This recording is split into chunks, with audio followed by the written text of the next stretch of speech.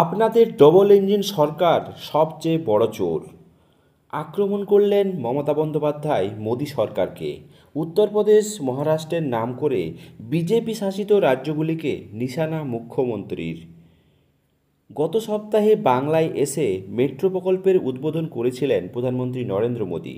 সেই অনুষ্ঠানে রাজ্যের তৃণমূল সরকারকে রাজনৈতিকভাবে বিনতে গিয়ে মোদীর বক্তব্যে একাধিকবার চোর এবং চুরি শব্দটি উঠে এসেছে।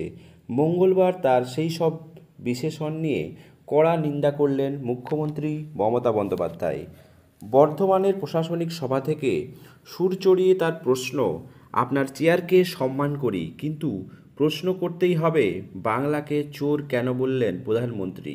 মমতার পাল্টা জবাব, আপনাদের ডবল ইঞ্জিন সরকার উত্তরপ্রদেশ মহারাষ্ট্রে সবচেয়ে বেশি। আপনি চোরেদের সর্দারদের নিয়ে মিটিং করছেন।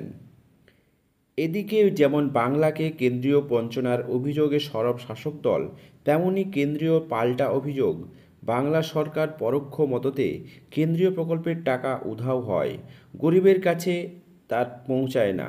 বঞ্চনার জবাবে বারবার চুরির অভিযোগে হাতিয়ার করে কেন্দ্র। শহরে 3টি নতুন মেট্রোপথের উদ্বোধনে এসেও প্রধানমন্ত্রীর সেই একই অস্ত্রে শান দিয়েছেন। শাসক শিবিরের দিকে যেমন ইট ছুঁড়েছেন, তেমন পাটকেল সম জবাব পেলেন তিনি। কে আসল চোর, কারা চোরেদের মদতদাতা, তা কার্যত চোখে আঙুল দিয়ে বুঝিয়ে দিলেন মুখ্যমন্ত্রী। মঙ্গলবার বর্ধমান প্রশাসনিক কর্মসূচি থেকে তিনি বললেন, বাংলাকে চোর কেন বললেন, চোর অপমানের একটা বড় জবাব আপনাকে দিতে হবে। চোর আপনাদের ডবল ইঞ্জিন সরকার, আর আপনারা ভোটের সময় পরিযায়ীর মতো আসেন বাংলায়, এসে চোর সর্দারদের সঙ্গে মিটিং করেন। এক্ষেত্রে বুঝে নিতে হবে যে চোরের সর্দার কাকে বলা হয়েছে।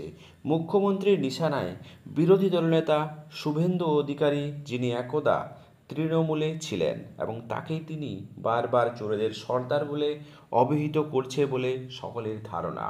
দর্শক, বাংলার রাজ্য রাজনীতিতে মুখ্যমন্ত্রীর বিরোধী দল হিসাবে 2026-এর বৈতরণীর পারে বিজেপি সরকারকে সত্যিই কি শুভেন্দু অধিকারী পার করতে পারবে?